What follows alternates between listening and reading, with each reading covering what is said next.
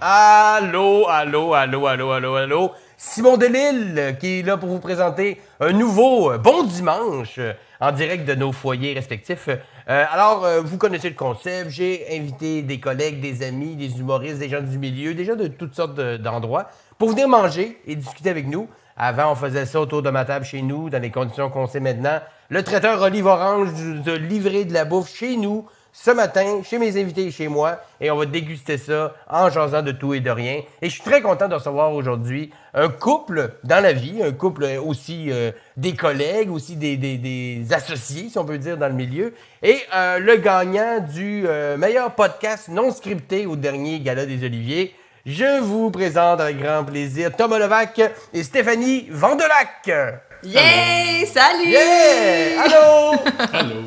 Comment ça va? Ça va extrêmement bien parce que dimanche, c'est ma journée favorite, à part le vendredi, le samedi, le jeudi et le mardi. Ben, quand même. T'avais préparé ce gag-là, hein? Oh my God! Je l'avais dans mon chargeur, puis... Bon, ben c'est tout pour nous. Merci d'avoir écouté. Ça a été vraiment cool. Merci d'avoir déplacé. Je suis capable d'écrire des affaires. Non, il pense que je suis un alphabète. Je gagne des prix de non scriptés. Je pense que je suis un alphabète qui peut juste crier dans un micro. Ce qui est pas tout à fait faux. Ben, tout à fait vrai. ben, en même temps, c'est un prix tout à fait conséquent. Oui, c'est ça, exact. Non scripté. On le saura jamais vraiment si tu sais écrire. Puis c'est pas grave, tu gagnes des prix pareils. À l'effigie de Pourquoi mon tu humoriste ferais des préféré, exercices? Olivier Guimond. Ouais. Fils. Comment tu dis? Mon humoriste préféré, Olivier Guimond. Je suis tout le temps sur YouTube à checker des Ah, vidéos checker d'Olivier Olivier Guimond. Guimond. Tout le temps. Steph a dit faut qu'on travaille, puis je fais non, mais je regarde Olivier Guimond débouler des marches dans plein de circonstances différentes. Est-ce qu'il y a tant d'archives d'Olivier Guimond sur YouTube pour passer genre des heures là-dessus? C'est le même petite vidéo où il déboule les marches. C'est là, c'est mettons, il déboule les marches De l'oratoire. De l'oratoire. Il déboule les marches en colimaçon. Ah, c'est drôle ça. On vient sûrement de donner l'idée à quelqu'un de juste découper Olivier Guimond qui déboule les marches connues de l'humanité. Ouais. C'est quoi ces marches-là? Les trucs des Incas, là. La pyramide. Comment? Ouais, les pyramides. Ils en prennent salle. Tu sais, 1, 10, 20, ça fait juste prendre de plus en plus d'expansion au niveau des marches. Dans le fond, Olivier Guimond a marché pour que Jackass court. Ah ben oui, c'est Olivier ça. Guimond, c'est Steve-O. Eh oui. C'est pareil. Il a paved the way. Ouais, c'est un toxicomane qui se fait mal pour notre plaisir. Ça, c'est un genre de phrase que tu pourrais marquer sur un sac réutilisable, tu sais. Olivier Guimond a marché pour que Jackass puisse courir. Tu sais, j'irais faire mon épicerie avec un sac que c'est écrit ça dessus, là. Puis de l'autre côté, c'est écrit écrit « Ce sac est vert », puis c'est un sac noir. Oh! Non, mais j'invente rien, là, c'est un sac vraiment populaire. J'ai T'as ça, jamais vu le ça? bon, c'est ça la joke. Ok. J'ai rien que c'était un peu comme ceci n'est pas une pipe, là. Voilà. Pareil! Très Pareil! très C'est dada. vrai que Pareil, c'est c'est le du même gars. post-modernisme. Wow. Ah oui. Ah, des bons cours de cégep où on se sentait donc intelligent de se dire c'est pas une pipe, c'est l'image d'une pipe parce que c'était très drôle. Alors aujourd'hui, comme les bons dimanches le sont toujours, on va manger et aujourd'hui on a un menu très cantine, très cantine, très casse-croûte. Dans les choix que vous m'avez donnés, il y avait genre rondelles d'oignon stimées, sous-marin, pogo, des choses comme ça. Donc j'ai envoyé ça au traiteur Olive Orange, puis il nous a fait une espèce d'amalgame de pogo, tout plus rocambolesque les uns que les autres. Il y en a un aux champignons, il y en a un au foie gras, il y en a un plus classique, il y en a un autre coréen avec des sauces mélangées. On va voir l'image que j'ai filmée avant le début, on va le voir en image, ça va être ajouté. Mais je pense que pogo, c'était dans vos listes respectives, les deux, il y avait pogo. Est-ce que ça rappelle de quoi? De l'enfance, le pogo? C'est-tu comme... parce que dans votre réconfort, vous, il y avait le dimanche, on va au casse-croûte. C'était quasiment un menu de casse-croûte intégral, votre menu. Nous, on est des lâches qui adorent commander trop souvent. Vraiment. Puis la pandémie a exacerbé ça fois 1000. Ça explique pour les fans du podcast, ça explique pourquoi je grossis, là. Vraiment beaucoup. C'est grâce à notre diète. Fait que ouais, on aime ça. On aime vraiment le junk, puis on en commande vraiment trop souvent. Puis quand tu nous as dit qu'il fallait commander ce qu'on aime, mais c'est ça qu'on aime. Oui, on s'est déjà trouvé. Fait que ça sert à quoi d'être époustouflant quand on est deux cochons qui sont déjà excités par l'autre? C'est ça. Fait qu'on n'a plus besoin de se forcer. Zéro. On peut juste montrer qui on est, puis on aime la simplicité. Voilà. Voilà. Ben Ben, la simplicité vue vous pouvez d'ailleurs. Oui, c'est pas déguer, simple, le si gars. vous voulez croquer là-dedans, je sais que les acides sont devant. Si on a. Je peux faire un petit. Raconte. Regarde, c'est beau, hein? Oh, wow. Ouais, ah non, c'était carré. Je sais pas dans quel ordre on va croquer ça, qu'est-ce qui contient quoi. Parce que va ça, y on aller sait un pas peu, lequel est lequel, puis même les sauces, je suis confuse, mais hey, c'est Ben, pas grave. Parce pense que là, pas qu'il y c'est ait de mauvais chaque mix pogo a sa. possible. Ouais, c'est ça. Chaque pogo a sa sauce. Ah non, moi, je là. vais mélanger ça parce que moi, les règlements, je suis pas ça. Mais oui. Parce que j'ai le trouble de position. Mais oui, c'est ça. Ben, t'as un trouble de position. On se connaît un peu, Thomas, depuis quand même quelques années. On a eu l'occasion de travailler ensemble sur quelques patentes, entre autres le show de Mariana, en tout cas plein de trucs. T'as toujours été quelqu'un qui vit pas dans une convention, mettons, classique d'auteur d'humour qui arrive avec son crayon, puis la Bible, puis qui retouche tout ça. Mais quand t'as sorti ton podcast, au début, je me disais, un podcast avec Thomas Levac, honnêtement, j'étais sceptique. Je me demandais à quoi ça pouvait ressembler, un podcast avec quelqu'un qui, d'habitude, va à contre-courant. Pas délibérément, mais parce qu'il est comme ça. Est-ce qu'il va parler par-dessus son invité? C'est-tu l'invité qui va venir par lui poser des questions? Puis finalement, non, t'es un intervieweur vraiment doué, à l'écoute, calme, parce que tu t'es découvert cette écoute-là, ce calme-là qu'on caractérise peut-être moins dans la vie de tous les jours, vu que tu parles beaucoup. Mais dans ton podcast, tu laisses beaucoup de place à l'invité. Est-ce que ça s'est découvert en le faisant ou tu savais que tu avais déjà cette aptitude-là avant de commencer? Ben, j'ai toujours capoté sur les shows d'entrevue, puis j'ai toujours pensé que ma force en tant qu'auteur de stand-up, c'est d'écouter l'autre. Et j'écoute ce que quand les humoristes travaillent avec moi, mon objectif, c'est pas d'écrire des trucs drôles, c'est qu'ils me racontent ce que eux trouvent amusant, puis rendre ça drôle, puis écouter l'humoriste. Alors pour moi, c'était juste reproduire ce que je fais avec les humoristes. Les écouter. Ouais. Parce que généralement, quand j'écris avec un humoriste, l'humoriste va beaucoup plus parler que moi. Ouais. Ben, oui, mais dans ton podcast, c'est encore plus flagrant. Parce que je parle peut-être à travers mon chapeau, mais tu avais tendance à montrer une espèce de petit côté trouble de l'attention, mettons, tu sais, qui n'est pas toujours attentif à tout ce qui se passe. Non, c'est que voici ce qui s'est produit. Je sais à quoi tu fais référence. C'est que au début, quand on travaillait dans le show de Mariana, j'ai fait exprès pour être comme ça parce que je voulais pas que la production se mêle du show. Fait que j'étais extrêmement désagréable parce qu'ils me laissent tranquille. Parce que c'était voulu, ça. Ben oui, c'était voulu. J'étais désagréable pour qu'il s'en aille, pour que je puisse travailler tout seul avec Mariana. Parce qu'un show, ça s'écrit avec un humoriste, ça s'écrit pas avec un directeur de prod. Un directeur de prod, ça fait de la prod. Puis un auteur, ça fait pas de la prod. J'ai fait exprès, j'ai cassé ça. Parce que je trouve que un agent, ça n'a pas rapport dans une salle de réunion. J'ai un ami auteur qui m'a dit quelque chose de génial. Il m'a dit, tu sais qu'un humoriste est pas bon quand il brainstorm avec son agente. OK. Mais nous, drastique que ça. on brainstorm tout le temps Ah ouais, ensemble. on fait de l'argent. Ça marche. OK, quand l'argent rentre, ça devient un autre... Ouais. ça devient un autre débat, là. Puis, c'est Mike un peu qui t'a comme incité à starter le podcast. T'es rendu comme une espèce d'abonné régulier à Mike Ward, tu les écoutes. C'est lui qui t'a poussé à faire ça ou c'est juste qu'à force de le faire, ça t'a donné le goût de le faire toi-même? J'ai toujours voulu être ami avec Mike. OK. À chaque fois que je croisais Mike me disait pourquoi t'as pas de podcast? Puis je sais pas. Puis il sortait de la pièce. Fait que je me suis dit, si j'ai un podcast, Mike on va dire autre chose. On va casser le mur de pourquoi t'as pas de podcast. On va pas entamer une discussion.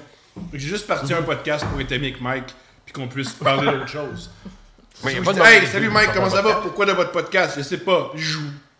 Puis là, on a eu un podcast, on pouvait parler d'autre chose. Puis est-ce que ça a marché? Es-tu devenu ami plus avec Mike parce que t'as un podcast? Il m'envoie des Photoshop. Mike m'envoie des Photoshop vulgaires, c'est génial. Votre Bonjour relation Thomas, est voici le rentrée Photoshop sur vulgaire. vulgaire. Je crois que t'as... Puis, ben, Stéphanie, on se connaît pas tant que ça. On s'est déjà croisés genre aux Oliviers. On s'est il y a envoyé quelques la main semaines. de loin aux oliviers, puis On c'est s'est dit, allô, on mangera des pogos ensemble bientôt. Mais, on veut pas parler de votre rencontre et tout ça, mais est-ce que, agent d'humoriste, d'auteur, c'était un plan que tu avais en tête de. C'est quelque chose que tu voulais faire ou c'est devenu Depuis qu'elle a un peu 9 comme ans, par hasard? depuis qu'elle a 9 ans, qu'elle veut gérer des millionnaires égocentriques. C'est dit, ce monde-là, je veux les Ben, organiser. non, c'est ça. Moi, Ben, tu dis- oui, vas-y. je connaissais zéro le domaine, le show business, là. J'aime pas trop le terme show business, là, mais le domaine culturel ou le domaine des arts, je connaissais pas ça du tout parce que moi, j'ai une mère qui travaille dans le domaine bancaire puis un père qui travaille dans le domaine de l'ingénierie. Puis, quand j'étais petite, je faisais des cours de danse, j'adorais, j'ai fait un petit peu d'impro, j'ai fait du théâtre, j'ai toujours aimé comme m'amuser artistiquement, je dirais. Fait que c'est un domaine qui m'impressionnait puis qui me fascinait beaucoup. Mais je savais pas comment y entrer puis comment y travailler. Puis c'était pour moi quelque chose de super inaccessible.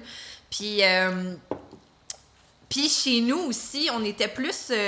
on consommait plus de culture américaine. T'sais, on consommait un peu de musique québécoise francophone, mais on consommait vraiment pas d'humour francophone. Chérie, raconte qu'est-ce qui s'est passé chez toi quand t'écoutais l'heure JMP. Oui!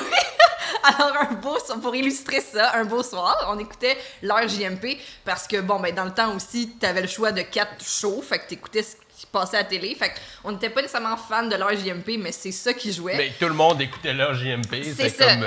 Puis là, à un moment donné, ils flashent les lumières. Fait que là, moi, tu sais, je veux tellement qu'ils viennent filmer notre maison puis qu'on flash les lumières. Fait que je me lève pour aller flasher les lumières. Puis mon père, il fait « Non! On flash pas les lumières, nous autres, tabarnak! » OK. Parce que on n'est pas des gens de bas étage. Oui, puis son père, c'est un homme qui a fait de la lutte, qui s'entraîne, puis qui est vraiment gigantesque. Son père est vraiment fort. C'est ça. Fait quand il lève le ton, oui. tu fais OK, qu'est-ce que tu as demandé? On va. OK, on va faire ça. C'est comme là, fait que ça, on flash pas les lumières. Là, ça, c'est juste, là, c'est le monde par rapport. S'il y en a un qui devrait être à même de comprendre c'est quoi de faire un show, c'est un ancien lutteur. Right. Non, de la lutte gréco-romaine, de la... Je dirais pas de la vraie lutte, mais de la lutte olympique. Ouais. Fait que c'est ça. Fait que chez nous, on flashait pas les lumières, comprends-tu? Fait que c'est comme si l'anecdote ou le fait de pas pouvoir flasher les lumières, ça a fait refouler en toi l'envie de faire du showbiz. Même flasher les lumières chez vous, c'était mal vu. C'est ça, l'humour, puis tout ça, ça existe pas, là, tu sais. Jusqu'à ce que ma mère, à son party de Noël, je pense que j'étais en secondaire 2, elle gagne des billets pour Mike Ward au Spectrum, le show ISAB.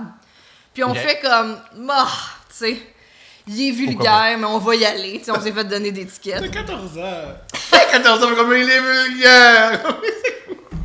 Mais c'est ça. Tu viens d'avoir tes menstruations. Tu peux arrêter de juger le monde. T'as rien. La seule chose que t'as accomplie, c'est une fois t'as acheté des tampons tout seul. C'est la seule affaire. Mike Ward, il était pas assez cool pour moi, ce grand-là. Ouais, moi, là, j'ai eu 97 en géo dans mon travail. Oh, Seigneur! Fait que bref, on est allé voir Mike Ward au Spectrum et on a trouvé ça vraiment, vraiment très bon. On a beaucoup, beaucoup ri. Puis on était comme heureusement surprise, agréablement surprise. Tu sais, je dis, le gars, il est excellent. Puis nous, on était juste comme... En tout cas. Fait que c'est ça. Puis après, j'ai plus... mon premier chum m'a fait découvrir Eddie Murphy. Donc, les Delirious de ce monde qui étaient disponibles au club vidéo. Raw. Exact. Puis après, j'ai commencé à travailler à la salle André Mathieu quand, tu sais, j'étais beaucoup impliquée au niveau, tu sais, du service de l'animation de mon cégep, puis tout ça. Puis là, je faisais du théâtre, j'animais des shows. Fait que là, j'étais de plus en plus là-dedans. Puis là, je me suis dit, je vais aller en communication à l'université. J'aimerais ça travailler dans le domaine des arts de la scène, mais pas sur scène. Mais tu sais, je connaissais pas les métiers connexes. Tu sais, je savais pas, j'avais aucune idée. Tu sais, là, je commençais à savoir un peu c'était quoi la scénographie, tu sais, bon, mise en scène, tout ça. Mais là, donc, en travaillant à la Salle André Mathieu, puis j'ai aussi travaillé au Monument National. Tu sais, là, j'ai commencé à voir, bon, comment ça fonctionne, les équipes qui rentraient dans la place, puis qui fait quoi un peu et tout ça. Puis j'ai découvert tout un monde fascinant. Puis c'est ça, puis donc au début de ma carrière, j'étais un peu plus comme donc dans le théâtre, musique émergente et tout ça. Puis quand j'ai quitté la Salle André Mathieu, j'ai décidé d'aller chez Consortium. Tu t'as des Félix? Mais des Félix de l'industrie. Ou des a gagnés? Oui, pas un meilleur album country, là, tout cool. J'ai un ex qui s'appelle Félix aussi, mais ça... Oh! Make sense! Toutes sortes de Félix. Toutes sortes de Félix. Mais Ben, c'est ça. Fait que là, j'ai choisi d'aller travailler dans une petite boîte qui s'appelle Consortium. Ben, j'ai une petite boîte, mais c'est petit à cause au niveau de l'équipe. C'est ça qui m'attirait. C'était la flexibilité d'une petite équipe et les projets qu'elle pouvait développer. Puis c'était une boîte qui avait beaucoup d'humour, beaucoup d'artistes en humour. Fait que là, je suis vraiment, vraiment tombée dans l'humour. Puis là, ça fait 6 ans que je travaille là-bas. Fait que là, j'ai vraiment... Tu sais, là, j'avais... Tu sais, en travaillant à la salle André Mathieu, au Monument National, j'ai rencontré, puis j'ai consommé, parce que j'étais placière, notamment, fait que j'en ai vu beaucoup. Puis là, je me suis mis vraiment à tomber là-dedans. Mais je travaille presque à temps plein, je dirais, en humour depuis maintenant 6 ans. Puis c'est parce ça. qu'il y a d'autres artistes aussi de d'autres domaines. Ouais, c'est ça, un peu en musique, en chanson aussi. Ouais. Fait que, mais principalement, donc, en humour. Voilà. En humour, ouais, c'est ça qui fonctionne. Dans la dernière année, est-ce que... parce que les gens, on parle, tu sais, c'est souvent les humoristes qui prennent on a fait des lives et Instagram, Facebook, on a parlé beaucoup du fait qu'on s'ennuyait de voir le monde et tout ça. Mais on dirait qu'on pense pas en arrière à tous les agents, gérants, producteurs, bookers, à quel point l'année qui vient de se passer là vous a coupé les gens. Est-ce que ça a été comme un moment que, bon, on se ground, on va passer au travers, ou vraiment, vous avez pensé qu'on va tout arrêter puis on va faire autre chose? Ben... T'as-tu pensé une année à juste switcher de carrière ou faire autre chose en attendant que ça passe? Je suis devenue podcasteuse. Ouais, c'est ça, un peu à cause de ça. Mais, ben, tu sais, moi, je suis partie en congé de maternité, puis la pandémie a commencé 1 mois plus tard. Fait que je savais pas pantoute. Tu sais, je savais un peu ce qui se passait au bureau parce que je me tenais au courant. La bonne nouvelle, c'est que l'entreprise dans laquelle je travaille est en excellente santé financière, fait qu'on a été capable de sauver la job de tout le monde. On est une équipe de 5 personnes, puis tout le monde a gardé sa job. Il y a des subventions aussi qui ont fait en sorte qu'on a pu justement sauver les emplois de tout le monde. Mais tu sais, c'était quand même rough. Tu sais, moi, comme je dis, j'étais en congé de maternité, puis quand je collais sur Facebook la nuit, je voyais plein de mes amis dans d'autres boîtes ou en télé, tu sais, toutes mes amis de communication, si tu veux, là, de l'université qui perdaient leur job. Fait que j'étais comme, oh là là, tu sais, les techs qui travaillaient plus et tout ça. C'est fou. Fait que c'était vraiment, vraiment fou. Fait que nous, c'est ça, le gloire à mon collègue Jean-François là, qui fait une gestion financière impeccable de cette compagnie-là. Tout le monde, on a gardé nos jobs. Et on a aussi, tu sais, tout le monde était comme, ben, vous avez rien à faire, vous travaillez pas parce qu'il y a pas de show, mais nous, on est principalement une agence de spectacle, puis c'était juste le chaos total au niveau de la gestion des calendriers, book des books, ajuste la jauge, c'est-à-dire la quantité de gens qu'on peut accueillir en salle. Gérer les subventions. Gérer les subventions en conséquence, travailler avec les diffuseurs qui sont les salles de spectacle qui ont pas plus aucune idée de vers où on s'en va. Gérer l'anxiété des artistes, disons-le. Exact, gérer l'anxiété des artistes de t'es en show, t'es pas en show, t'es en show adapté, les gens vont avoir des masques dans la salle. Fait que tu sais, ça crée vraiment beaucoup de pression puis sur toute la chaîne là, d'individus qui est impliquée entre l'artiste et son public. Il y a plein de gens. Comme j'ai moi, quand j'étais jeune, je savais pas qu'il y avait autant de gens, mais on est plein de gens qui font en sorte que la magie d'un spectacle apparaît. Donc, fait que c'est ça, ça a été vraiment une grosse année de des books, reports. Ça a été quand même intense. Puis là, ben, ça l'est encore parce que là, ça reprend. Mais là, au moins, c'est... tranquillement. C'est ça. Mais là, c'est de déplacer les shows qui devaient avoir lieu là. Puis lui, il veut faire un nouveau show, mais il n'y a pas assez de place pour que ça soit rentable et tout ça. Tu sais, il y a des représentations que ça fait 4-5 fois qu'on reporte, là, qui étaient initialement, mettons, prévues en avril 2020, qui ont été reportées à l'automne, qui ont été reportées à l'hiver, qui ont été... là, ça... C'est pour les gens aussi qui ont des billets en main, ça peut devenir vraiment frustrant. Je peux comprendre aussi. Là. C'est dur à suivre. Ben, tu veux garder. Puis, est-ce que votre podcast, parce que vous savez, il y a le podcast de Thomas Levac, mais il y a aussi le podcast Couple ouvert que vous faites vous deux, que j'adore d'ailleurs. J'ai écouté d'ailleurs juste avant notre dîner, celui avec Michel Grenier, entre autres. Mais est-ce que c'est né un peu du fait que vous aviez le temps, c'est la pandémie, on est chez nous, trouvons-nous un projet, amusons-nous.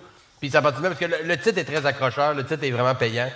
Puis on a le goût de l'écouter juste avec le titre, la proposition est nice, mais c'est-tu vraiment pour faire de quoi ensemble ou faire se sentir un peu vivant pendant la pandémie? Ou ça pas juste... Non? C'est pas ben, un peu, un peu. Toi, tu dis non, puis moi, je fais ben, oui. je pense qu'il y a, mais... on a deux... Commence, puis ensuite... Ben, pour moi, ça a été...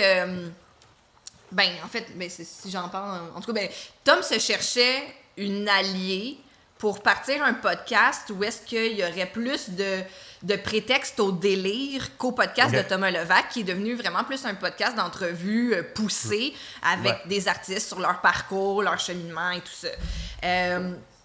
Maintenant, tu sais, on regardait des podcasts comme qu'on adore, là, comme genre Tu me niaises, comme Sous-écoute, n'importe quel podcast avec plus qu'une personne, plus qu'un animateur, où est-ce que justement ça peut facilement revirer à la rigolade, au délire, partir sur des chires puis tout ça. Fait que Tom, il regardait ça puis il était comme j'aimerais ça avoir ça moi aussi parce que justement, mettons, quand il est allé à Sous-écoute puis qu'il a déliré sur le baseball ou sur le bottin et tout ça, j'aimerais ça pouvoir revivre des moments comme ça dans un podcast à moi. Puis là, il disait genre, j'aimerais ça faire ça avec une fille parce que ça serait cool. Puis il dit, en plus, quand je reçois des filles, la dynamique est super bonne à mon podcast et tout ça. Fait qu'il dit, c'est qui la fille, tu sais, quelle fille tu me suggérais, c'est qui la fille la plus drôle que tu connais? Puis moi, j'ai répondu, moi. Ben oui, bonne réponse. Bonne réponse. C'est drôle. Non, mais c'est... Ce qui est drôle en ça. Il la rend avec pas tard. Puis c'est ça, moi, j'étais en fin de congé de maternité, j'avais du temps, puis j'avais envie, tu sais, on s'amuse beaucoup ensemble dans la vie. Puis j'étais comme, ben, je pense que de faire ça, tu sais, comme j'ai dit tantôt, moi, je voulais travailler dans le domaine culturel et tout ça, mais pas nécessairement devant la caméra ou sur scène. C'était pas un besoin ou une envie que j'avais. Tu sais, j'aime le faire, mais c'était vraiment pas... Je crave pas cette espèce de contact avec le public puis les gens. Puis je veux pas dire ça en disant que j'aime pas le monde, mais un peu. mais fait que c'est ça, fait que j'étais comme... J'avais toujours laissé ça un peu de côté dans mon parcours ou dans ma vie. Puis là, j'étais comme, OK, non, mais je serais game de le faire avec Tom parce qu'il est excellent. Puis j'aime passer du temps avec lui. Puis je pense qu'on va s'amuser puis que ça peut être le fun à faire. Fait qu'on a parti ça, puis on a bien... Thomas semblait pas d'accord avec ta réponse, mais que la prémisse n'est pas nécessairement de la pandémie. Ouais. Moi, tout ce que Steph a dit, c'est vrai parce que c'est son... c'est son processus. Moi, mon processus, c'était aussi niaiseux qu'il y a une pandémie puis j'ai besoin de faire de l'argent parce que j'ai une famille. Et je me suis dit, pour faire de l'argent, il faudrait que j'aille... Comment je peux me détacher des autres podcasts? Je vais le faire 2 fois par semaine. Par contre, 2 fois mon podcast par semaine, ça marche pas. Ça me prend un autre podcast. Ça me prend un podcast à 3. Fait que c'est là que j'ai pensé à Steph. Mais le but, initialement, c'était tout d'abord avoir un 2e podcast pour me démarquer. Puis deuxièmement, je voulais pas que le monde pense que je suis Josilito Michaud dans un train. Je voulais que le monde se rappelle que je suis quelqu'un de drôle parce que le but initial du podcast, c'est inviter les gens à venir me voir en spectacle. Puis si je fais juste m'asseoir avec quelqu'un puis dire « Hey, c'est pas facile hein, quand ton père il crie après toi », moi, on n'a pas envie de venir te voir en show. Ou si oui, c'est pas nécessairement pour les bonnes raisons. C'est ça! Alors, ça me prenait un podcast extrêmement comique. Mais que c'est parti comme ça, c'est parti pour des raisons mercantiles et pour... Je voulais me démarquer. Mais c'est possible de gagner sa vie, en tout cas une partie, en faisant du podcast. Moi, oui. Oui, ouais. Carrément. Ben oui, oui, bien sûr. On s'en parlait justement l'autre fois des Patreons et tout ça, c'est encore quelque chose que je commence à jongler avec, mais est-ce que quand tu as commencé le premier projet, podcast avec Thomas Levac, c'était plus comme pour un projet plus artistique, tu voulais essayer de quoi, ou tu pensais déjà au côté pécunier? Non, je m'ennuyais. Carrément, c'était juste ça. C'était pas pour faire de l'argent au départ. Mon podcast, je l'ai parti pour 2 raisons. La première, c'était que Mike m'adresse la parole. La seconde, c'est attirer du monde dans une soirée d'humour. OK. Je me suis dit que ça serait une bonne manière. S'ils me voient à chaque semaine, et si je parle de la soirée d'humour à chaque semaine, et si j'ai un humoriste avec moi à chaque semaine, il y a bien des gens qui vont m'intercepter sur Internet et aller me voir sur scène. Et sur scène, je vais pouvoir me bâtir des gens réguliers. Alors l'objectif, c'était du podcast au départ. C'était juste d'attirer du monde dans ma soirée d'humour. Et je me disais, si j'ai un podcast, je vais faire autre chose. Puis là, j'étais très frustré. Parce qu'à chaque podcast, je disais, ben là, le monde va juste écouter le podcast, c'est pas assez. Et là, j'ai réalisé que je peux juste arrêter d'attendre quelque chose. Puis je me suis dit, moi, juste faire un bon podcast. Mettons, je faisais juste un bon podcast, qu'est-ce qui va arriver? Et voilà. Ouais. Puis je fais tout ce qui m'intéresse, c'est à chaque semaine avoir des bons épisodes. Puis quand est-ce que ça...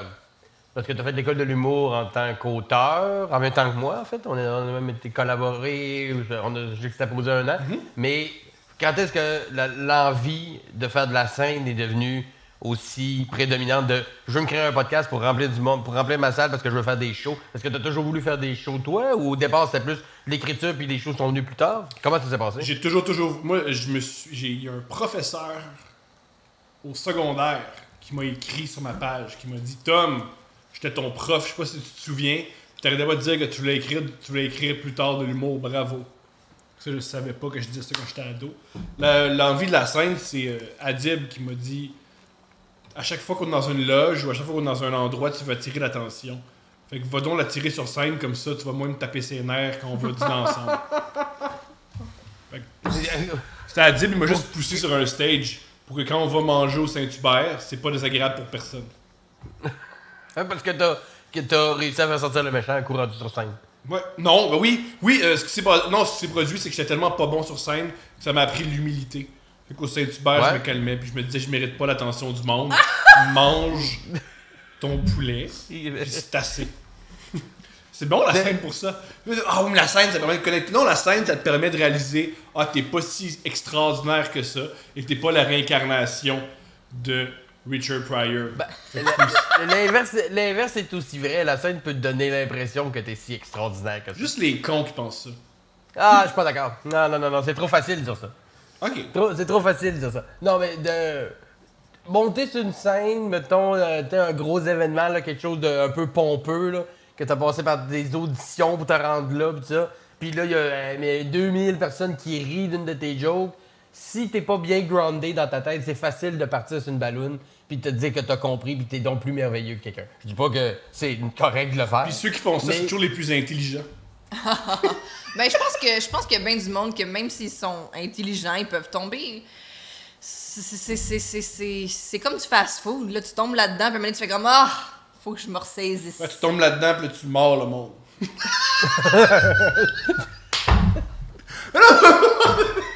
C'est comme tous ceux qui sortent dans les médias qui sont horribles. C'est jamais. Fast-food, mordre quelqu'un. C'est jamais, mettons, Yves Boisvert de la presse. Hein? On sait pas! Qu'est-ce qu'il fait, Yves Boisvert de la presse? C'est écrire des chroniques puis courir. Mais il dérange personne. C'est toujours comme, oui, la fille qui a jamais écrit plus que 2 lignes, elle a cru, je suis extraordinaire. Je comprends ce que tu veux dire. Des fois, quelqu'un n'a pas besoin de faire grand-chose d'un peu, mettons, pas extraordinaire, mais qui sort de l'ordinaire pour...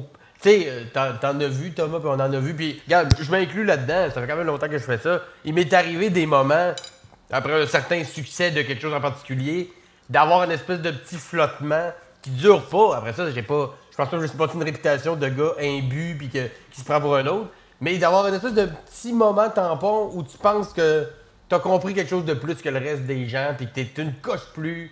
Je suis pas plus intelligent ou plus charismatique ou plus, je sais pas plus quoi, mais ce feeling-là est aussi proportionnel à l'humilité que t'as quand tu te pètes la gueule aussi. Ah ouais. Est-ce que tu t'es pété la gueule dès le départ ou il y a eu un peu de succès puis après ça tu t'es pété la gueule ou dès que Zéro succès au départ. Un des shows les plus...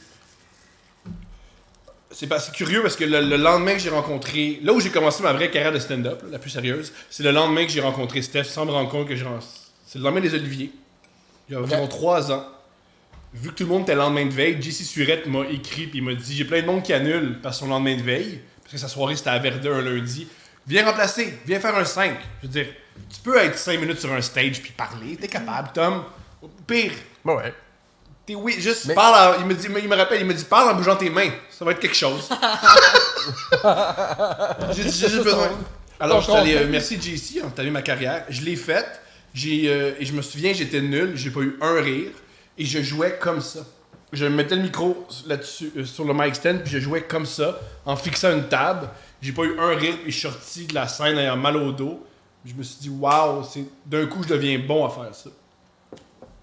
Et j'étais obsédé. Je me suis dit, je veux être bon en stand-up. Je veux être bon. Et un des gars qui m'a vraiment aidé, c'est Louis T. Je me souviens, quelques semaines plus tard, j'ai fait l'open mic du bordel. J'étais pourri. Mais Louis T a pris le temps de me regarder. Puis après, il m'a dit, Tom, t'as du bon stock. Ton stock, là, un humoriste qui sait faire du stand-up, il y aurait eu des rires. Fait que lâche pas. Il m'a dit, t'es drôle, faut juste que t'apprennes à faire du stand-up. Puis ça m'a tellement aidé. Je me suis dit, j'ai un potentiel, je sais juste pas comment faire du stand-up. Ça, je peux apprendre. Ce qui me semble l'inverse est pire. Si t'as une aisance sur scène, mais t'as pas vraiment de capacité à créer du matériel, je pense que c'est plus difficile. Moi, c'était l'inverse. Fait que je me suis dit, si je continue à écrire, puis si je continue à additionner des spectacles, tôt ou tard, je vais avoir du bon sens sur un stage. Oui, mais je pense que les gens qui sont vraiment très très doués en stand-up, même s'ils ont des lacunes en écriture, ils peuvent le pallier un peu, mais l'inverse est tough. Si t'as des études de bonne ligne, mais t'es pas capable de délivrer, t'as même pas avoir les meilleurs killers au monde, tu peux pas pallier. Ton écriture peut pas pallier à ce point-là à ton manque de charisme. Je crois vraiment l'inverse. C'est Mitch Hedberg, un des plus grands stand-up. Il faisait de l'humour avec des lunettes fumées, les yeux fermés. Mais ses lignes étaient tellement fortes. Ouais, mais c'était quelque chose. Justement, il projetait quelque chose, non? Ouais. Il y avait quand même quelque chose de charismatique, énigmatique là-dedans. Tu sais, c'était pas Eddie Murphy puis Sébastien Maniscalco, des gens que eux autres, comme tu vois comme 82 personnages, puis il y a un décor, même s'il n'y a pas de décor, parce qu'ils sont tellement plus gros que nature. Mais lui, il y avait quand même une proposition particulière, mais il y en avait une. Tu as déjà vu quelqu'un être mauvais sur scène, juste mauvais. Il y a des bonnes jokes, mais il n'y a rien. Là. C'est fret. C'est fou. Mais toi, même au départ, le monde devait remarquer un genre de. Tu sais, être à côté de même, puis avoir mal au dos quand tu sors de scène la première fois, tu sens que tu essayes quelque chose au moins. Non, j'essayais rien, je voulais juste pas mourir. Je pensais vraiment que j'allais mourir. T'as déjà une bonne instinct de survie, là. Non? Je croyais vraiment que j'allais mourir si j'étais pas comme ça. Et je pensais que j'étais. Je suis en train de communiquer que je suis détendu. Parce que quand t'es détendu, tu te tiens de même avec une bosse dans le dos. C'est ça la détente. Alors de M. Burns, qui a des retours d'acide gastrique là. C'est ça le calme. Avec le dos courbé. Fait que Louis T puis Adib, lui il est là dès le départ, c'est un des premiers. Si j'ai une carrière, c'est grâce à Adib. Ouais, carrément. Oui, si j'ai une carrière, c'est grâce. Ceux qui m'ont donné une carrière, c'est Adib. Louis T 2 fois parce qu'il m'a donné un contrat télé. Rémi Bellerive qui m'a fait rentrer en télévision. Stéphanie. Sans Stéphanie, je pense que j'aurais arrêté. Mike Ward et Jean-Thomas Leroux. Oui, sans Steph, j'aurais sûrement arrêté. La plus grande force de Steph, on a plusieurs forces, mais avec moi, le plus grand travail qu'elle fait, c'est me dire abandonne pas, parce que j'ai voulu abandonner le podcast environ 91 fois. Ouais. Parce que c'était le booking, qu'est-ce qui te donnait envie d'abandonner à ce point-là? La liste est longue. Comment ça, j'ai fait un podcast, puis je suis pas devenu le président du Québec. Ça, c'est très curieux. J'en reviens pas que j'ai fait 4 podcasts, puis après 4 podcasts, je suis pas sur toutes les tribunes, et tous les chroniqueurs m'appellent pas pour dire qu'est-ce que j'écris Thomas. Ça m'a bien gros mélangé. Ensuite, c'est partir un podcast sur Internet quand t'as pas de nom, c'est pas vraiment vu au début. Fait que ça m'a bouleversé. Moi, je comprenais pas que j'avais pas autant de views que Jay du Temple. Je comprenais pas. Steph m'expliquait qu'il était à Occupation Double, puis il fait ça depuis plus longtemps, puis je comprends pas. Je suis aussi important que Jay du Temple. Je suis Jay du Temple. Elle me dit, t'as aucun atome que Jay du Temple. Je sais même pas si c'est le même mammifère. Je sais pas pourquoi tu te compares à Jay du Temple. Puis j'étais, voyons donc pourquoi je suis pas Jay du Temple. C'est difficile. C'est vraiment, juste faire de quoi c'est tough. Puis voilà. Puis aussi, j'apprenais. Moi, j'ai appris un truc qui est particulier dans mon cas, c'est autant en écriture qu'en podcast. J'ai appris mon métier sous les yeux d'étrangers. Alors, t'es pas bon devant du monde qui te le disent que t'es pas bon. Puis ça, c'est tough. Parce que sur YouTube, quand tu fais quelque chose de pas correct, ils le soulignent. Ok, tu veux dire, les commentaires au début. Les commentaires, oui. Et les gens qui te croisent en rue, qui font, j'ai vu ton podcast, t'es pas bon. Arrête de rire. Tu dis ça live? Ouais. Ah ouais? Ben, je comprends. J'avoue, parce que ça, je dégage. qu'on m'a dit. Moi, de quelqu'un qui m'arrête dans la rue et me dit que je suis pas bon, tu sais, on m'a dit bien des affaires sur mes podcasts ou sur mon humour en général à l'écrit, mettons, mais jamais en personne. Moi, oui. Jamais en personne quelqu'un m'a dit que j'étais pas bon, qu'il avait pas aimé mon podcast ou mon numéro en personne. Jamais. Toi, ton podcast était à ce point pas tellement bon au début. Il y a ça, où c'est où je me tiens aussi. Je me tiens dans des parcs de basket, je me tiens dans les gyms, je me tiens dans les bars où le monde prenne des drogues. Il y a ça aussi, c'est que j'aime me tenir dans des endroits étranges. Alors, parce que je trouve que c'est enrichissant. Ça alimente plus. C'est enrichissant se tenir avec des chats de gouttière. Oui, c'est une faune assez payante. J'ai travaillé 2 ans et demi d'un pawn shop, puis ça m'a fait découvrir un certain nombre d'êtres humains que je ne connaissais pas, en fait.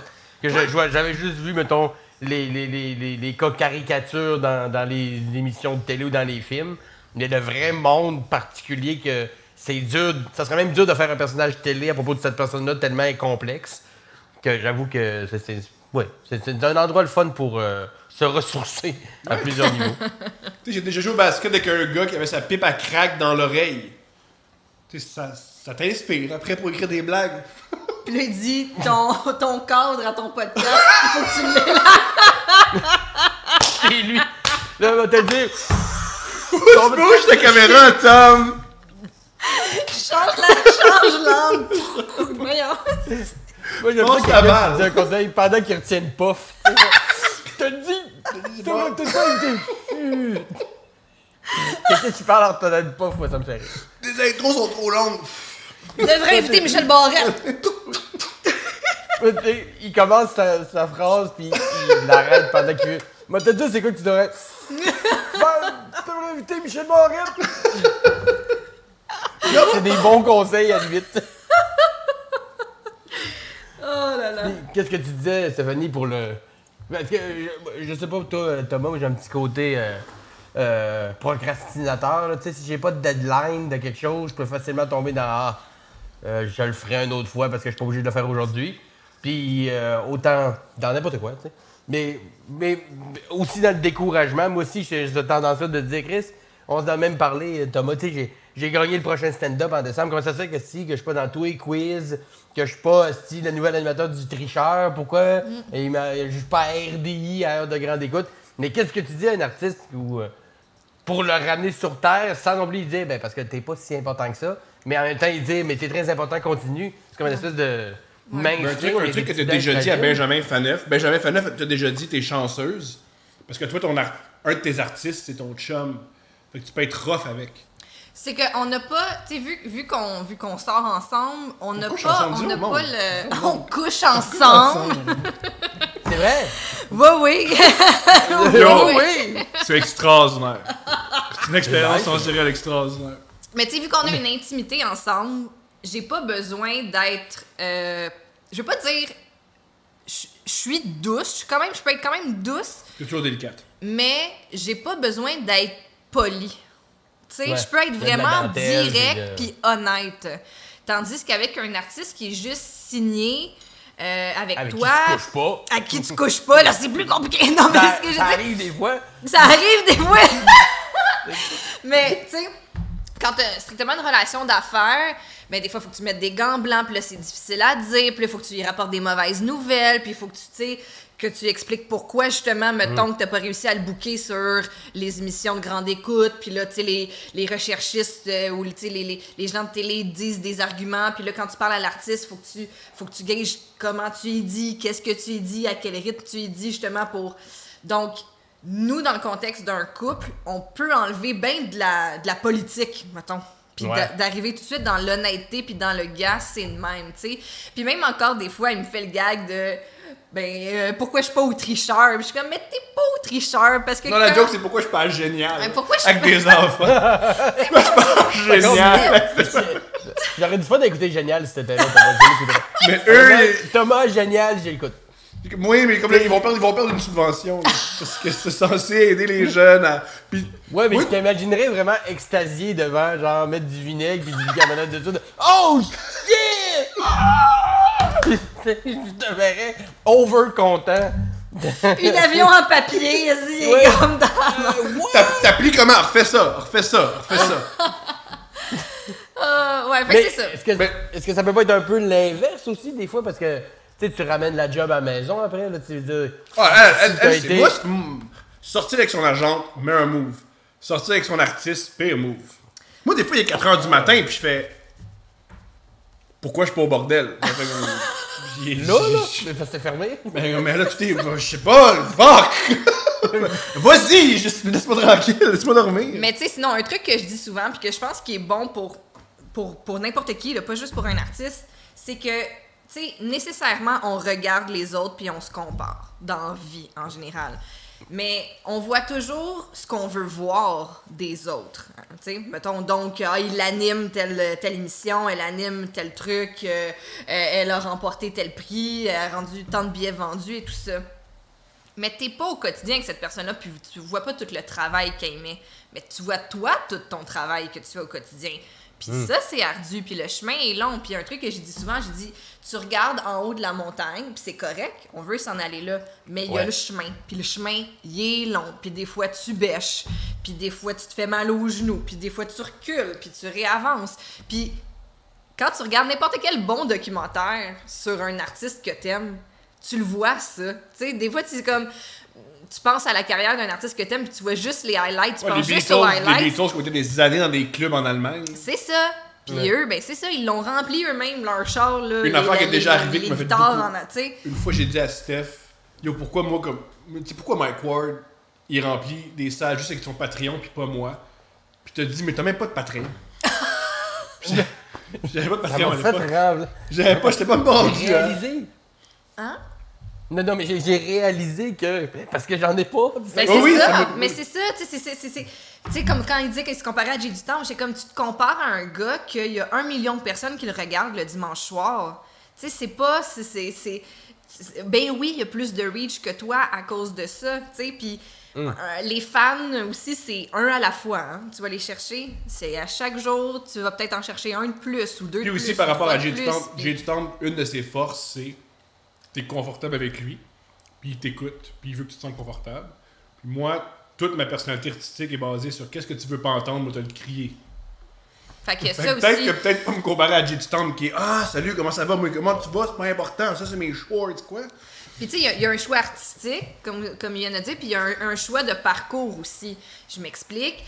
Maintenant, justement, le web te permet de faire bien des affaires par toi-même, de produire des capsules, de produire un podcast, de faire des choses avec des amis pour pas trop cher. Tu es capable de créer artistiquement vraiment plus qu'avant. Tu sais, vraiment plus qu'avant où est-ce qu'il fallait vraiment que tu attendes que tu sois choisi par quelqu'un à Radio-Canada pour pouvoir exercer ton métier, tu sais. Donc, ça c'est... Mais c'est un parcours qui existe encore aussi, tu sais. Fait que ça aussi, ça fait partie des choix de carrière. Moi, c'est un truc que j'ai dit souvent aussi. Je dis, tu choisis aussi le chemin, un chemin qui te ressemble plus. Puis des fois, tu dis même non à des choses par éthique, par choix aussi, parce que t'en as pas envie, parce que ça te ressemble pas. Mais donc, faire certains choix, dire non à certaines choses, concentrer son énergie sur certaines choses, ben c'est un choix de parcours qui fait en sorte que peut-être que la route est plus longue, peut-être que la route est plus ardue, mais elle va être plus gratifiante aussi pour toi. Ouais. Ça va te ressembler plus. Ouais, il y a plein d'histoires de musiciens on voulait un hit, puis qu'on a changé notre son, puis on arrivait en concert, puis on n'aimait pas le monde qui était devant nous. Ouais, c'est ça. Il y a des bands de air metal qui ont vécu ça, il y a David Bowie qui a vécu ça. Ça, c'est terrible. Jouer devant du monde que tu n'apprécies pas, du matériel que tu n'apprécies pas, c'est comme ça que tu peux finir dans ton garage à faire ton propre vin. Je comprends. Fait qu'en gros, c'est ça. C'est les genres de discussions qu'on a quand on parle de business. Ben, un truc qu'on se répète souvent, puis c'est en respect des deux côtés. Steph me dit, dès que je me plains de quelque chose, elle dit « sois plus drôle ». Je me dis « pourquoi j'ai pas telle affaire? Sois plus drôle ». Puis moi, dès que j'ai besoin de son aide pour avoir quelque chose, j'ai dit « ben arrange-toi ». Ouais. Non, mais qu'est-ce que tu me dis, c'est vraiment difficile. Ben arrange-toi. C'est ça. Puis elle me dit, ben sois plus drôle. Quand tu vas sur scène, faut que tu sois indéniable. Puis plus t'es bon, plus ton podcast a du bon sens, plus t'es bon sur Internet, plus sur scène, t'es éclatant, plus le téléphone c'est facile. Ouais. Aide-moi à t'aider. Ok, cool. Vous semblez tout à fait sur la même longueur d'onde, parce que moi je sais que la plupart, maintenant c'est surtout des gérants, fait que ça joue un peu, mais j'aurais difficilement pu sortir / vivre avec moi je sortais avec Michel Grenier quand tu veux. Demain matin, Michel Grenier c'est mon chum. Yo, on dort ensemble, il prend des photos, magnifique. Il prend des photos, des belles photos. Là. Une belle photo de moi, coche moyen là. Ah mais Michel c'est pas pareil. Michel on veut tout être à la fois son frère, son ami, son amant, avec Michel, peu importe c'est quoi le rôle qu'il nous donne, on le prend. Là, quand Michel m'appelle, je sais que j'en ai pour 45 minutes, peu importe c'est de quoi il veut me parler, puis ça va être un beau 45 minutes qu'on va vivre ensemble, puis je l'accepte toujours avec beaucoup de plaisir. Est-ce que c'est plus dur de faire un bon stand-up ou un bon podcast? Bonne question. Stand-up. Il y a beaucoup plus de... À mon humble avis, c'est vraiment tough. Parler tout seul dans un micro. Être un orateur, c'est super difficile. Ben, je veux dire, je trouve que Martin Luther King est beaucoup plus... C'est beaucoup plus tough ce que Martin Luther King fait que ce que Howard Stern fait. Il est bon, Howard Stern, c'est le meilleur en radio.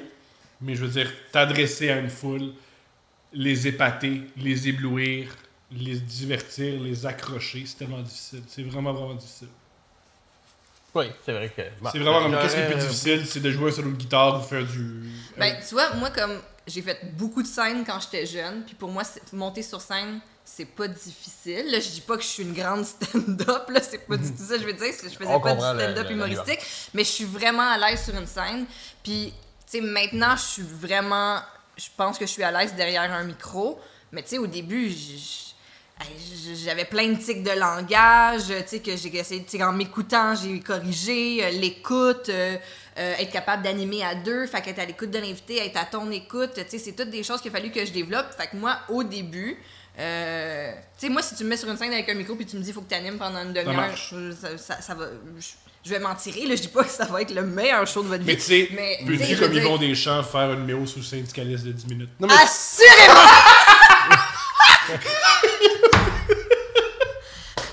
Retournez travailler, gars!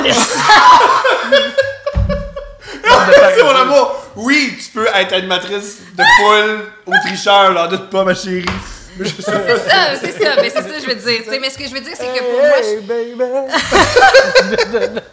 Ça, t'es capable, je suis sûr. On se connaît pas, mais je le sens. Mais c'est ça. C'est ça. C'est pour ça que j'apportais la nuance de faire un number d'humour, c'est pas quelque chose qui m'est familier, mais être à l'aise devant une foule avec un micro, je le suis plus que devant un micro de radio. C'est la petite nuance que je voulais amener. Et le monde travaille fort. Oui. Et deux nuances que tu voulais amener. C'est ça. Mais c'est sûr que l'énergie de la foule devient comme une espèce de carburant à performer. Moi, je sais pas si je trouve ça plus dur de faire un bon podcast ou un bon stand-up. C'est peut-être parce que j'ai plus d'expérience en stand-up qu'en podcast. Parce que justement, là, on n'est pas en personne, mais on dirait que je me sens plus en sécurité d'un stand-up parce que j'ai de quoi d'écrit que je veux réciter, pas à ce point-là. Il y a un petit bout d'impro quand même, mais tu sais, j'arrive avec de quoi. Alors qu'au podcast, en tout cas dans l'optique de mon podcast à moi, c'est pas une entrevue où j'ai des recherchistes, où il y a des questions précises que je m'en vais vraiment dans un sens. C'est plus comme je veux que ça soit une discussion le plus homogène possible. Fait que je me lance encore plus sans filet que quand je fais du stand-up, ou des fois, oui, je me permets d'improviser, de pas trop savoir où je m'en vais, mais il y a quand même de quoi d'écrire, j'ai un canevas, tu sais. Fait que je trouve ça encore plus angoissant, pas dans le sens où je suis angoissé de faire mon podcast, mais on dirait que les quelques minutes avant de monter sur scène sont moins stressantes que les quelques minutes avant de rentrer en ondes avec mon podcast. Ouais, ou n'importe quel podcast. Même en tant qu'invité. Mais moi, il faut savoir, par rapport au podcast, un truc que j'ai jamais dit. Premièrement, j'écoute des podcasts depuis l'École nationale de l'humour. À l'École nationale de l'humour, moi, c'est des podcasts qui m'ont... C'était un peu pour ma santé mentale, j'écoutais plein de podcasts. J'écoutais surtout le podcast de Bill Simmons. Fait que c'est une passion que j'ai depuis... Il n'y avait pas encore beaucoup de podcasts. Il y en avait plein aux États-Unis. Aux États-Unis, oui, c'est ça, mais en anglais. Mais je parle ici, là, au Québec, là, tout ce qui est Mike Ward, ça n'existait pas encore. Pas 2019. Je pense que ça existait, genre, l'année où on était à l'école ou l'année d'après. Bref. Genre, mais puis c'était encore en 3 écrans, il était avec le laptop, là, ouais. Et tout ça pour dire, c'est une passion. Et aussi, ma première passion, c'était des talk shows. Quand j'étais enfant, je voulais écrire pour Jay Leno. OK. Je voulais vraiment écrire pour les talk shows. Moi, quand j'étais enfant, je me faisais chicaner par mon père parce qu'au lieu de me coucher, je me levais à 00h30 puis je regardais les talk shows. J'aimais beaucoup ça. En anglais. Cette énergie-là, je trouvais ça génial. Alors, j'étais fasciné par ça. C'est une des raisons pourquoi je me suis inscrit à l'École nationale de l'humour. Je me suis dit, quand il va y avoir un talk show au Québec, je vais pouvoir écrire là-dessus. Puis j'ai réussi avec Salvaille. Et fait que j'ai fait de la variété aussi dans mon parcours professionnel. J'ai fait aussi beaucoup de variété. Fait que quand j'ai fait mon podcast, c'était aussi je vais enfin pouvoir faire à ma tête. Parce qu'une des raisons pourquoi j'ai pas eu de gig, beaucoup d'écriture, c'est que moi en réunion, je crie après le monde. Puis je dis si vous me faites ce que je veux, je vais arrêter de crier. Ça, c'était comme ça que je fonctionnais quand j'avais 24 ans. Mais quand t'as un podcast, t'es pas obligé de crier, tu es obligé de le faire toi-même. Tu t'es ramassé comme l'autre bord, tu sais, genre, j'aurais peut-être pas dû crier. De tous les bords. Non, je me suis dit, j'aurais dû crier plus fort, j'avais des bonnes idées. J'aurais dû crier plus fort. Mais là, j'ai pas besoin de crier parce que j'ai un micro, je suis tout seul, ben, je suis juste avec une personne, fait que j'ai pas besoin de crier plus fort que 10 personnes, on est 2. Mais moi, un truc que je répétais souvent, mais que le monde haïssait en télévision, c'est pas grave, c'est juste un show. Puis le monde n'aimait pas ça, t'es comme, mais non, c'était la télé! Je fais, c'est justement la télé, le monde sont souvent en état d'ébriété quand ils regardent ça. Des fois, c'est un deuxième écran. Toi, tu disais que c'était pas grave, c'est juste de la télé? Ouais, c'est pas grave. C'est pas grave. C'est pas grave. C'est pas grave. Au pire, moi, je dis toujours, au pire, c'est pas bon. On n'est pas dans une urgence. On n'est pas dans un hôpital. On construit pas un pont. Une mauvaise œuvre, ça fait mal à personne. C'est pas grave si c'est pas bon. Sauf à la personne qui l'a fait. Pardon? Mais sauf à la personne qui l'a fait. Non, mettons, parce que c'est pas bon, tu peux s'éclater de rire pour faire c'est pas bon. Ben, dans un contexte aussi que c'est, mettons, une quotidienne, on se rattrape demain. Là. Si, mettons, à soir, c'est pas le show de notre vie, ça se peut. Ouais! Conan O'Brien, il y a des moments d'anthologie où il fait juste dire « J'aurais jamais dû écouter mes auteurs, c'est un mauvais sketch. » Puis tu vas couper à l'auteur qui est gêné puis qui dit « J'en reviens pas » puis il dit « Continue. » Je vais m'amener, ça reste... Le but, c'est de connecter avec des gens qu'on connaît pas. Le but, c'est s'exprimer. Le but, c'est s'amuser. Et je crois que moi, c'est ce qui m'a rebuté de la télévision, c'est à quel point c'était sérieux. À quel point, des fois, j'avais l'impression de traiter un CLSC. On vaccine pas du monde. On n'est pas responsable de la vaccination de la population. Un genre de CLSC qui se prend encore plus au sérieux. Ouais. Parce que j'ai travaillé sur plusieurs shows de télé aussi, puis il y en a que c'était... Je les mettrais peut-être pas tous dans la même case, là, dans ce que j'ai vécu. J'en ai vécu des beaucoup mieux que d'autres, mais il y a une espèce de rigueur, faut pas que ça dépasse souvent. Là, surtout quand tu travailles sur des gros galas, le gala artistes, des choses comme ça. Il faut tellement que ce soit dans il faut pas qu'il y ait une petite plume qui dépasse de l'oreiller, sinon le reste... Comme si ce gag-là, qui pourrait faire peut-être grincer des dents, une personne dans la salle va scraper la vie. Comme si c'était genre... Comme tu dis, c'était comme si c'était beaucoup trop grave. Comme, au pire, le monde rit pas. Là. Au pire, ça va donner de la confiance à l'animateur de garder ce gag-là parce que lui, il l'aime. Fait que laisse-y, d'y enlever. Ça va peut-être faire en sorte que lui, dans la salle, il sera pas fâché. Mais t'enlèves toute la confiance à l'animateur. Puis c'est là que ton show peut foirer. Puis c'est là que ça peut être grave. C'est pas ça me dérange pas qu'un show foire. Un show qui foire, on va s'en souvenir pendant 20 ans.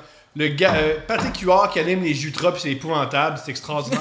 C'est extraordinaire. C'est extraordinaire. Mais là, il y a un personnage. Patrick Huard, il est en personnage au gala des Jutras, puis il pointe des producteurs, puis il dit « Hey, on t'a appelé pis t'as pas répondu. » C'est extraordinaire. Il se quête des subventions pendant C'était la meilleure affaire au monde. C'est épouvantable.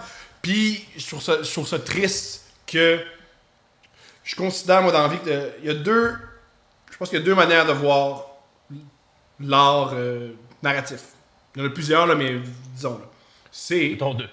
L'important, c'est l'empathie, puis l'important, c'est l'arc, puis l'important, c'est que tout soit logique.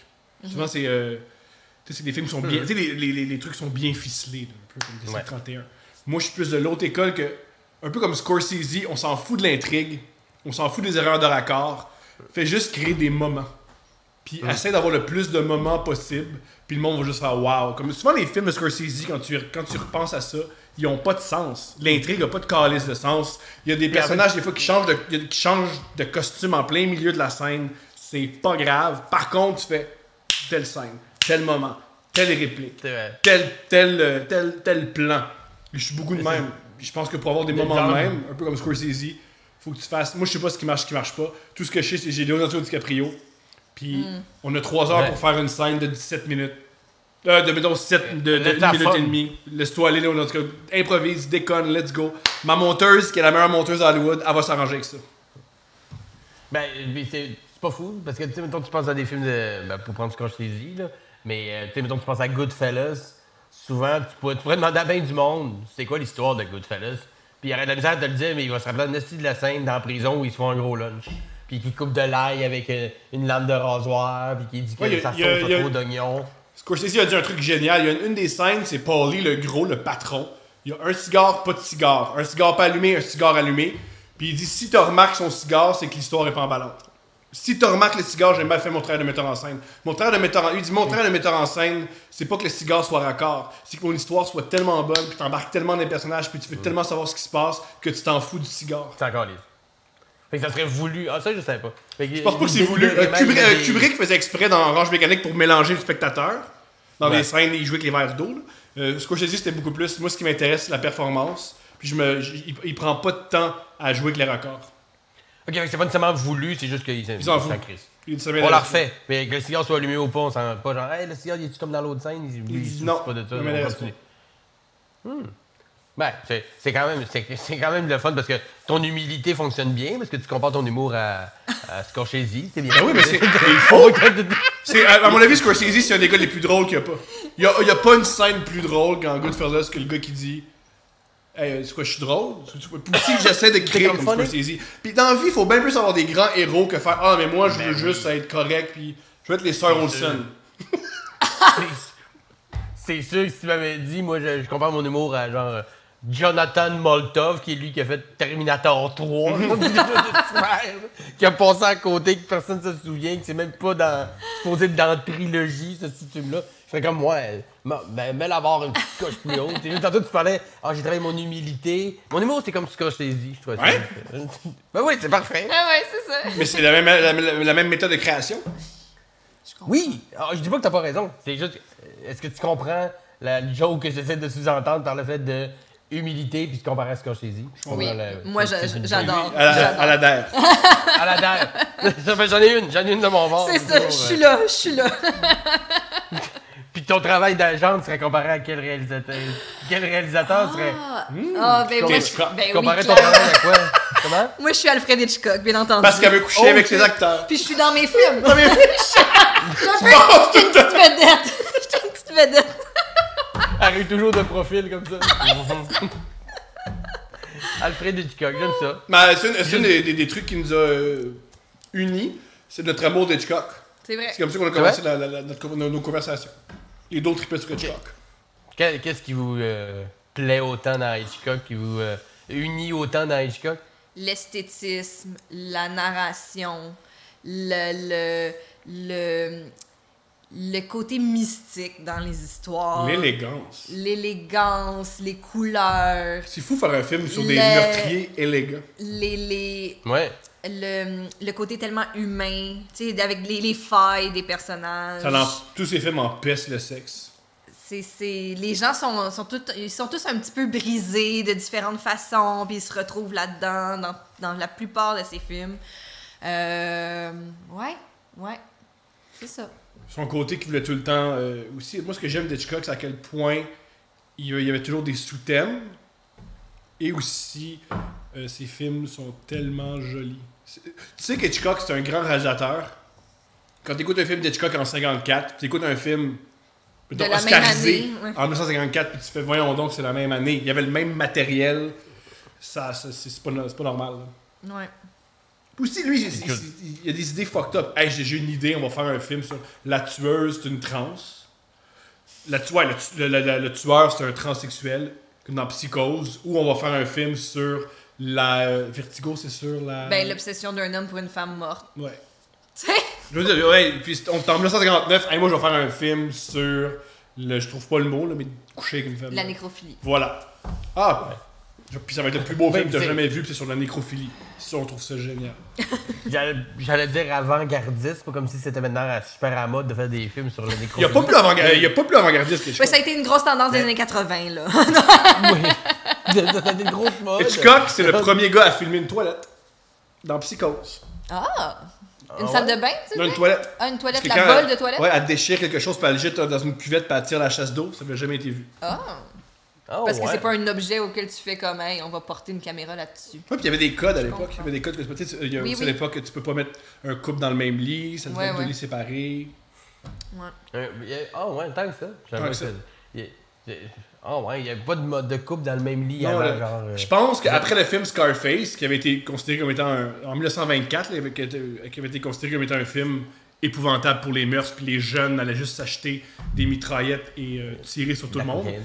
Je pense que l'Église catholique, je me souviens bien, a fait un code que le cinéma devait suivre, puis des trucs que tu pouvais pas montrer. Mais c'est ça, le cinéma pre-code, là, si vous googlez ça, là, c'est vraiment fascinant. C'est ça, c'était vraiment dépravé, là, fait que... Ok, c'était une grosse orgie, c'était super intense. Pas juste ça, c'était mettons, il y avait des films du genre, les femmes utilisent leur sexualité pour obtenir des affaires, ce qui était...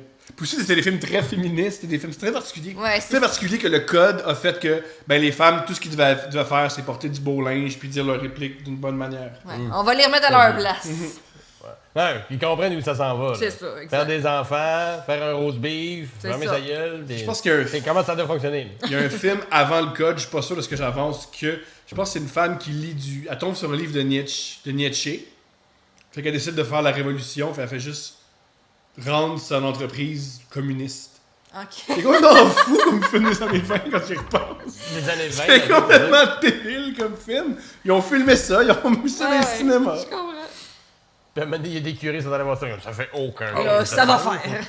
Ça va faire. C'était fun, mais 1924, ça veut dire que c'était encore du cinéma muet. Le Scarface, c'était parlé. Fait que je sais pas c'était en quelle année. Peut-être que c'était les années 30 aussi, parce que vu que c'est un film sur la prohibition.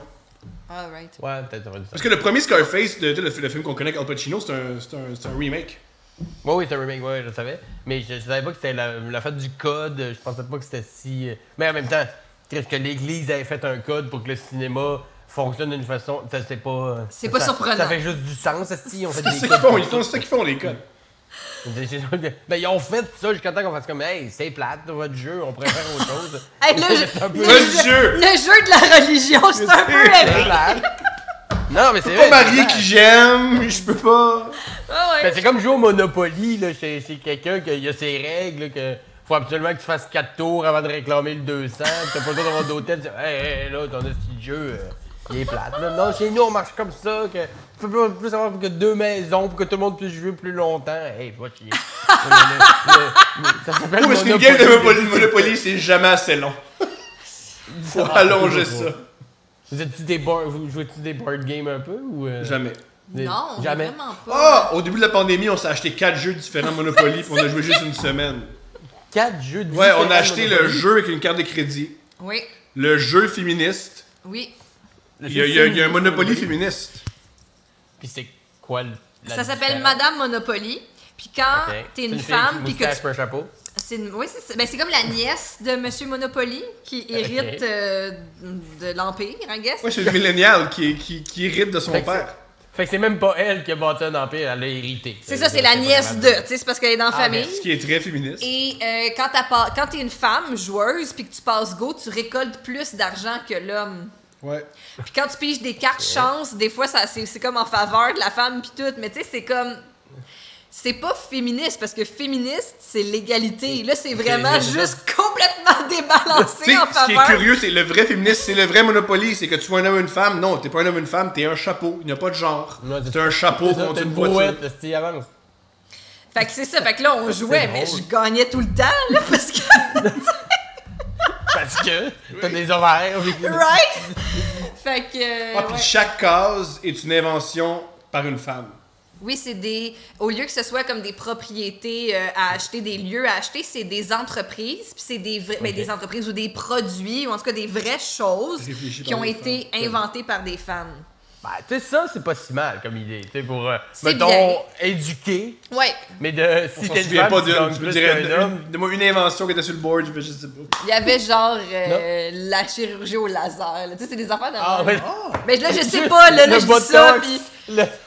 Mais c'est genre des... Le mascara, le botox, les faux seins. C'est très féministe.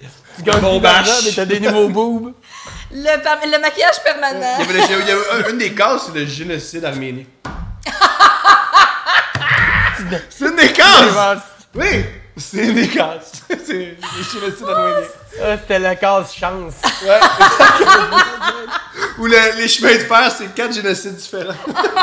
Oh, des chemins de fer. Tu veux les 4 génocides? Tu veux le rwandais, tu veux l'arménien, tu veux...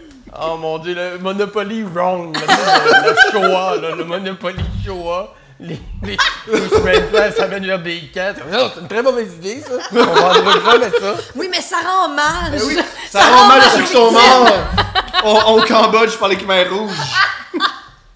Oh, man. Un Monopoly avec des idées de génocide. Tu gagnes de l'argent, tu gagnes. J'ai un hôtel sur... Hôtel Rwanda. Hôtel Rwanda. Wow, c'est l'affaire la plus wrong qui s'est dit. Bienvenue à Couple Ouvert! Ça, c'est l'énergie Couple Ouvert. On a une vidéo en ce moment là, où on traite de Peter McLeod de raciste. Fait que, on est habitué. C'est Ben drôle. oui. Puis avec Thomas, on a parlé de Pogo, puis on a fait des jokes de génocide, c'était malade. Yo, meilleur souper. Ah ouais, meilleur dîner ever. Mais... Oh wow, ok, excusez. Parce que j'imagine le board, puis tout, quelqu'un... Tu t'achètes ça, puis t'as un dossier à la police automatiquement. Ben oui, c'est Tu clair. scannes la police. Avez-vous acheté le Monopoly Shoah? sais. Ben ouais, on voulait avec les enfants, puis... Ok, venez-en. On passe un week-end en dedans. Ils saisissent ta carte de crédit quand tu payes. C'est comme c'est fini, là. Il y a un bouton au-dessus de la caisse, comme quand il y a un voleur. Dou. Oui, c'est ça. Pas supposé vendre ce jeu-là. C'est comme il y a ça puis Jumanji qui n'est pas supposé vendre. Là. Les deux sont aussi dangereux l'un que l'autre. C'est pourquoi c'est dangereux, Jumanji? Pourquoi? Parce que ça a remis sa map Kevin Hart. Ah! Oh, arrêtez. Celle-là aussi, tu l'as préparé. Ouais. Avoue que c'est pas de Jumanji. Et moi aussi, je suis capable de scripter mon podcast avec des jokes de Kevin Hart, puis le seul du début que c'est mieux pas qu'on s'en rappelle. Non, ça, C'est mieux la que- joke de jour de la semaine. Oui! Ah, c'était bon ça! Dimanche, c'est mon jeu préféré, à part les 5 autres. Hein? Les autres. Hein? Ouais. Non, Ouais. mais Chris, Mémorable. mémorable. Mais je trouve ça drôle l'idée que tu avais écrit une joke sur Kevin Hart dans Jumanji en espérant très fort qu'on finisse par parler Non, mais de Jumanji. Steph et La moi, blague on est parle bonne. tout le temps du Monopoly génocide. Ça devient fatigant. Là. Le monde nous avait C'est ça qui nous a unis, Hitchcock, le Monopoly génocide. Ouais. On a des bonnes bases dans notre couple. Ben, t'as peu, là, on en avait deux. Là, avec la carte de crédit, le féminisme, c'est quoi les Oui. deux autres? C'est quoi Ça l'autre? m'intrigue que vous avez acheté 4 Monopoly. Le classique. Ah, Ok. le classique. Celui avec la machine Interact, carte de crédit. Ouais, la ça place fait de banque. 2. Puis la Madame Fait Monopoly. que c'était 3, Il j'ai y en manque exagéré. De 3 à 4, c'est pas si pire. J'ai pense déjà que c'est plus 3. exagéré que ça dans la vie. Ben, déjà 3 Monopoly, c'est quand même c'est On est intriguant. juste 2, hein, juste mentionné. Ouais. Ouais, c'est ça. Il y a plus de Monopoly que d'habitants qui peuvent jouer. Parce que vous avez. C'est une petite fille, vous avez. Oui. Elle joue pas beaucoup à la Elle joue pas Ouais. beaucoup. Elle est conspirationniste, mais elle joue Son, pas son encore. jeu au Monopoly. préféré, c'est manger les maisons. Ouais, c'est moyen digeste, je te dirais. C'est pas une bonne partner de Madame Monopoly yet. Pas encore. Mais c'est long. Je te dis, moi, j'en ai un de 5 ans puis un de 3 ans, puis jeux de société, ça prend un certain temps avant d'être agréable de jouer à des jeux de société. Ça prend un certain âge. Rendu à 5 ans, Ça il y a commence. certains jeux qui se peuvent. Ok. Mais elle va te dire 2-3 ans, jouer à un jeu de société, là, mon Dieu. C'est pas. Ouais, je comprends. Soit le jeu, il le comprend puis il est plate à chier, ou il est trop compliqué puis il est le fun, fait que dans le fond, tu finis par jouer à celui qui est plate à chier. Je Mais comprends. ça, je vous le dis, c'est comme en prévision des prochaines années, là, vous allez jouer à des après-midi de temps, des jeux vraiment pas le fun, que vous pourriez nuke la personne puis Mais là- gagner en 3 minutes, mais vous allez faire semblant que... Le jeu auquel on joue le plus souvent avec notre fille, c'est l'empêcher de débrancher Internet. Elle est obsédée Par par débrancher Internet. débrancher les choses qui sont branchées. Fait que laptop, modem, ouais, ça c'est. Make sense. Ouais. À la C'est gueule. mon favori. Je veux débrancher les choses. Ben oui. On dit fais Avec pas quoi, ça, ben un comme an? ben voyons donc, c'est donc mais plate à Ben, distance. c'est parce qu'elle est conspirationniste puis elle veut couper l'accès aux médias. Ouais. C'est ça. Elle veut pas que le grand reset. Elle fait le grand reset dans la maison. Elle fait des petits resets pour vous avertir, ça sent rien! Elle a quoi, là, 1 an? Elle a, ouais, 1 an et 1 mois. Ok, ben c'est ça. Elle va cette année. Des conspirations, on le souhaite. Conspiration, On non, souhaite, ça va juste on accentuer. sait Plus elle va parler puis se faire des opinions puis aller sur des forums qui disent comme elle, là, plus elle va être convaincue qu'elle a raison. Plus, comme tu disais, quand tu te fais critiquer par des étrangers, c'est pas bon, mais quand tu te fais critiquer par du monde qui sont d'accord avec toi, c'est pas mieux non plus. C'est vrai.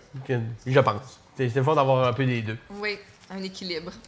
Un équilibre. Ben, sur ce, écoute, la discussion est comme, a descendu comme ça, comme elle a atterri sur un petit plateau d'argent. On est à la période plug Oui. du podcast. Parlez-nous des... Ben, on en a parlé quand même beaucoup pendant l'enregistrement.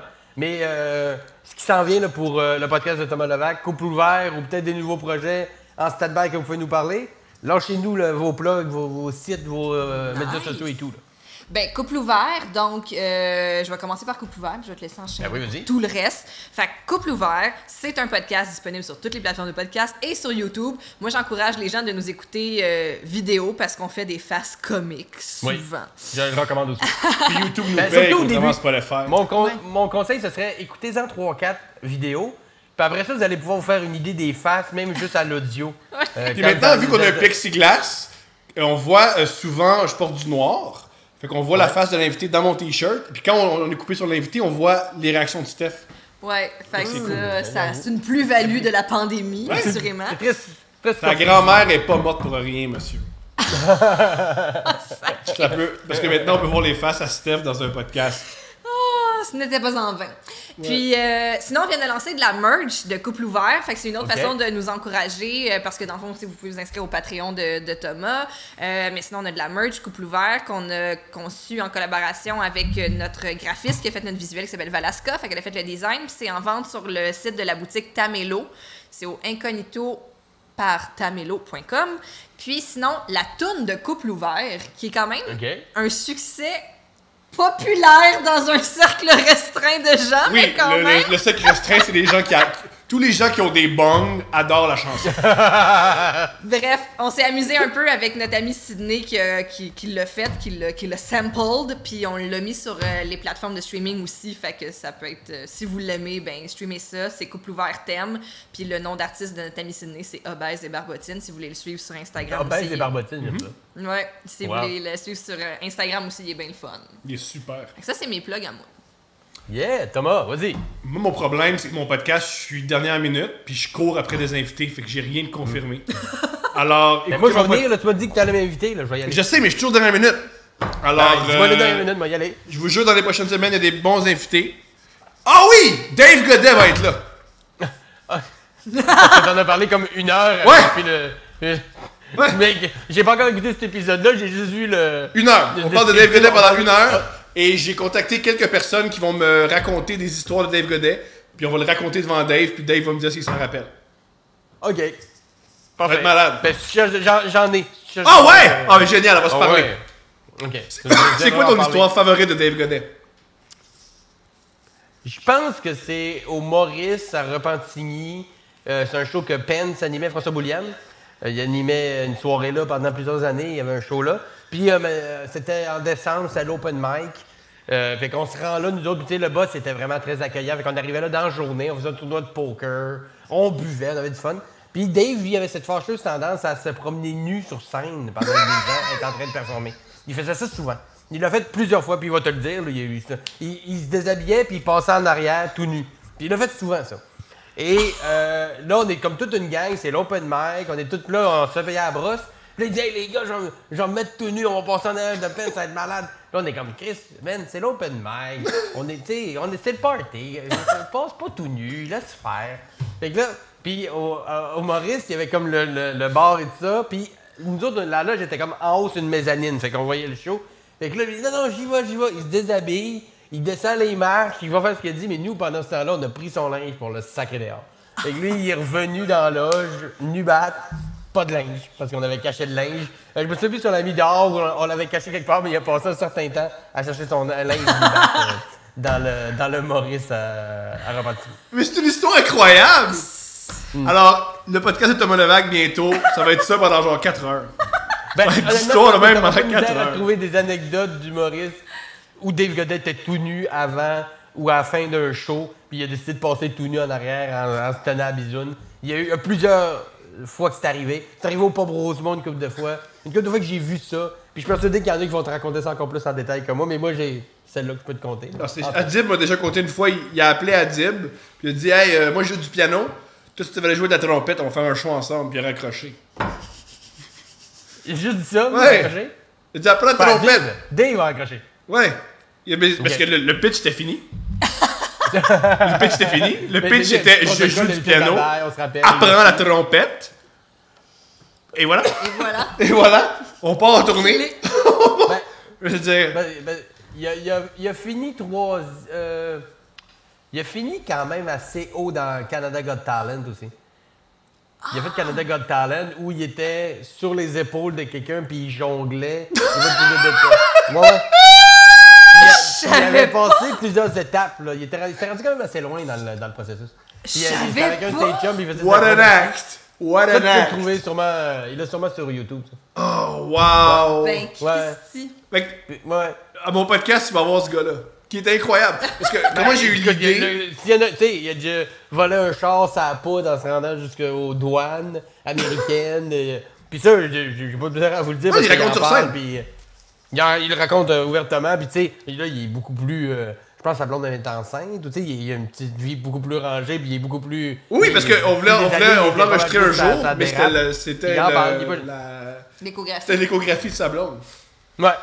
Mais puis il est pas gêné d'en parler, ça fait partie de son passé. Il m'en a déjà raconté des pas pires.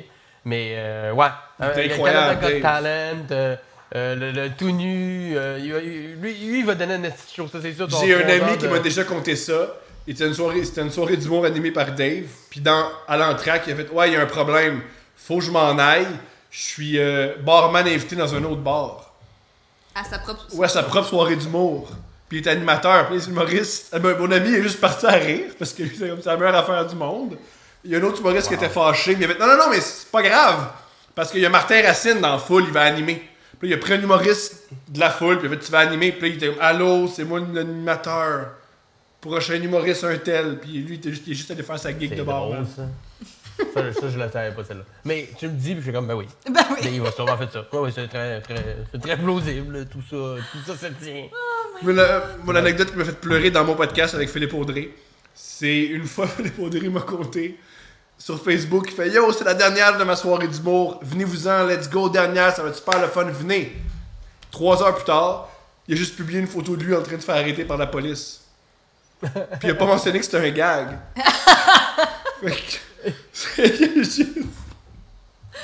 Après, il s'est dit comment ça la soirée elle lève pas parce que les gens ont peur d'être arrêtés. Les gens ont peur.